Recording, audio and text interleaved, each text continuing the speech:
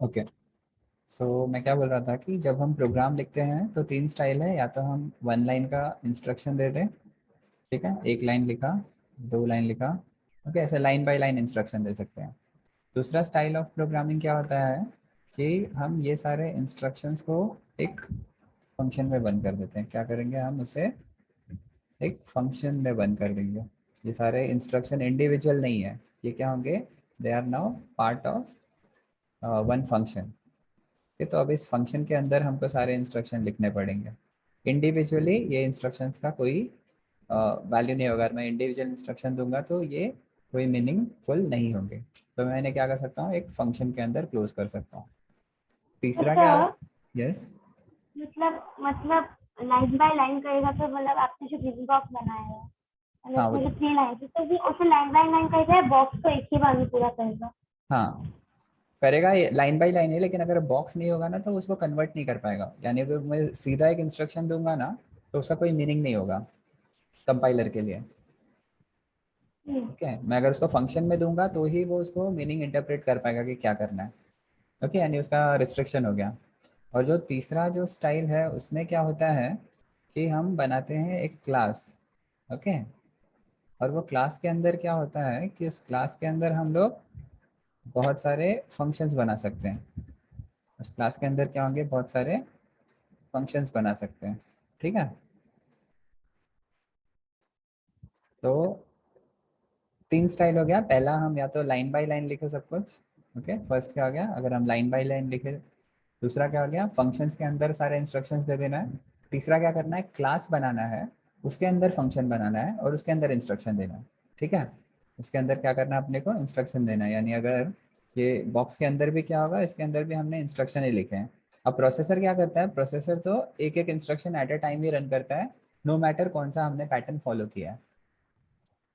Okay, तो अब तो वो अगर, एक एक हाँ हर हाँ एक फंक्शन का एक लाइन करेगा या हर एक ऑब्जेक्ट का एक लाइन करेगा? हाँ, लेकिन एक अब लाइन करते हैं। हाँ, सब जो भी होगा, प्रोसेसर जो है ना अपना, यहाँ पे जो प्रोसेसर बैठा है ना, प्रोसेसर जो होगा वो एट अ टाइम एक ही इंस्ट्रक्शन को एग्जीक्यूट करने वाला है।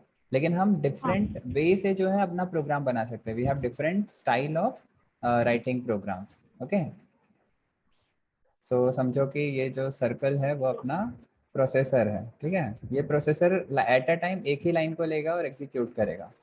प्रोसेसर हमेशा क्या करेगा, at a time one line को चूज पिक करेगा और फिर उसे एग्जीक्यूट करेगा।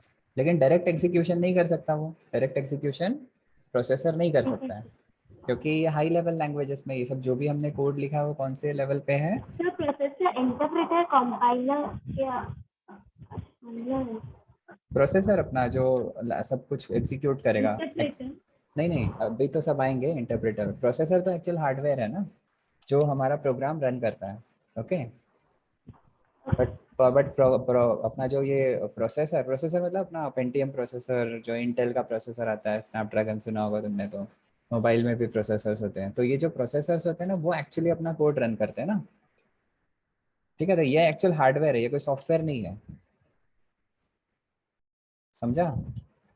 तो ये जो प्रोसेसर है वो क्या है, एक्चुअल हार्डवेयर है, जो मतलब फिजिकल चीज है जो एक्चुअली में कंप्यूटेशन करता है। प्रोसेसर के अंदर हमारा addition, subtraction, multiplication, division, logical operation, ये सारे के सारे काम हमारा प्रोसेसर करेगा, जो एक हार्डवेयर है, हार्ड एंटिटी है जिसको तुम टच कर सकते हो, जो दिखता है। ओके, लेकिन प्रोसेसर का प्रॉब्लम क्या है, प्रोसेसर जो होता है वो बाइनरी लैंग्वेज समझता है। कौन सा, बाइनरी, क्योंकि वो हार्डवेयर है, मशीन है। मशीन जो होते हैं वो बाइनरी लैंग्वेज ही समझते हैं, ऑन एंड ऑफ का स्टेट। हाँ, तो अब ये हाई लेवल लैंग्वेज का इंस्ट्रक्शन डायरेक्टली एग्जीक्यूट नहीं कर सकता। ओके, तो अब हम क्या करेंगे, अगर प्रोसेसर को ये वाले इंस्ट्रक्शंस को एग्जीक्यूट करना है तो डायरेक्ट तो एग्जीक्यूशन नहीं होगा। अब हमें क्या करना पड़ता है, ये सब जो लैंग्वेजेस, हाई लेवल लैंग्वेजेस में हमने कोड लिखे ना तीनों स्टाइल में, पहला लाइन बाय लाइन दिया है, दूसरा फंक्शन में क्लोज करके दिया है, तीसरा क्लासेस के अंदर क्लोज करके दिया है। हम्म, तो जैसे एग्जाम्पल में देना होगा तो जो हमारा पाइथन होता है, ठीक है, पाइथन जो होता है उसमें हम तीनों स्टाइल में प्रोग्रामिंग कर सकते हैं। लाइन बाय लाइन भी लिख सकते हैं, फंक्शन में भी लिख सकते हैं, और क्लासेस बना के भी कर सकते हैं, समझे। मतलब तीनों ऑप्शन है इसके पास, तीनों स्टाइल में वो कोडिंग कर सकता है पाइथन। ये भी चूज कर सकता है, तो ये भी स्टाइल फॉलो कर सकता है। ओके, ये भी और फॉलो कर सकता है, पाइथन में तीनों चीज़ें चल जाएंगे, ठीक।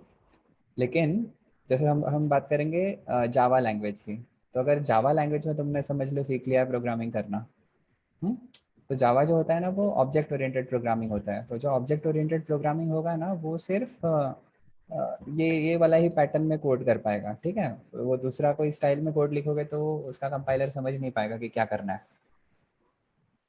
हाँ, तो पाइथन लैंग्वेज का जो इंटरप्रेटर होता है वो क्या करता है, वो लाइन बाय, इंटरप्रेटर और कंपाइलर में डिफरेंस ये हो गया कि इंटरप्रेटर हमेशा एक एक लाइन को एट अ टाइम पे कंपाइल करेगा। हाँ, line by line at a time एक लाइन पिक करेगा, कंपाइल करेगा। नो मैटर पाइथन को मैंने लाइन बाय लाइन लिखा है या फंक्शन के अंदर क्लोज करके लिखा है या क्लास के अंदर फंक्शन बना के इंस्ट्रक्शन दिया है, पाइथन का जो इंटरप्रेटर होगा वो क्या करेगा, एट अ टाइम एक लाइन लेगा, उसको कन्वर्ट करेगा मशीन कोड में और फिर आगे बढ़ेगा, दूसरा लाइन लेगा, दूसरे लाइन को मशीन कोड में कन्वर्ट करेगा। ओके, ऐसा द होल ब्लॉक जिसके अंदर ये रोज फंक्शन जैसे क्लास बोलते हैं, हाँ क्लास। उसे क्लास बोलते हैं। तो इंटरप्रेटर का रोल समझ में आ गया ना। इंटरप्रेटर क्या करता है, हमारे इसको प्रोसेसर की हेल्प करता है, और जो भी इंस्ट्रक्शंस हमने हाई लेवल लैंग्वेज में दिया है उसे लाइन बाय लाइन इंटरप्रेट करेगा। ओके, और एक एक लाइन प्रोसेसर को दे देगा एग्जीक्यूट करने के लिए, ठीक है। तो इंटरप्रेटर कन्वर्ट करेगा high level to binary code का कन्वर्जन, लेकिन लाइन बाय लाइन। लेकिन जो कंपाइलर होगा ना, कंपाइलर क्या होता है, उसको पूरा ब्लॉक ऑफ कोड चाहिए एक साथ में, वो लाइन बाय लाइन काम नहीं करता। वो पूरा का पूरा एक ही बार में कर लेगा। हाँ, तो जो कंपाइलर होगा ना, आइदर उसको तुम ये फंक्शन बना के दो, हाँ, या फिर क्या क्लास बना के दो, तो लाइन ही बना वो के अपना इंटरप्रिटेशन कर पाएगा, तो ही वो लाइन बाय कन्वर्ट लाइन कर। टीचर।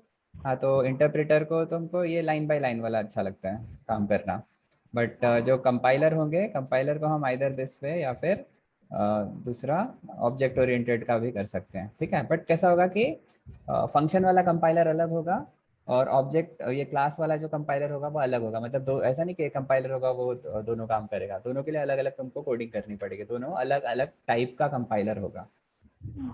समझ रहे हो ना, ऐसा नहीं कि एक कंपाइलर जो फंक्शन का कर रहा है वो क्लासेस का ऑटोमेटिकली कर पाएगा, नहीं।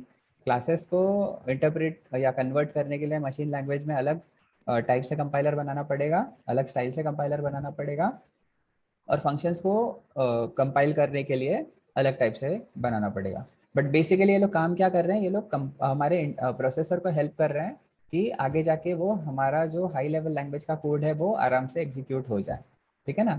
तो ये सब कंपाइलर या इंटरप्रेटर आउटपुट किसको दे देंगे, प्रोसेसर को दे देंगे।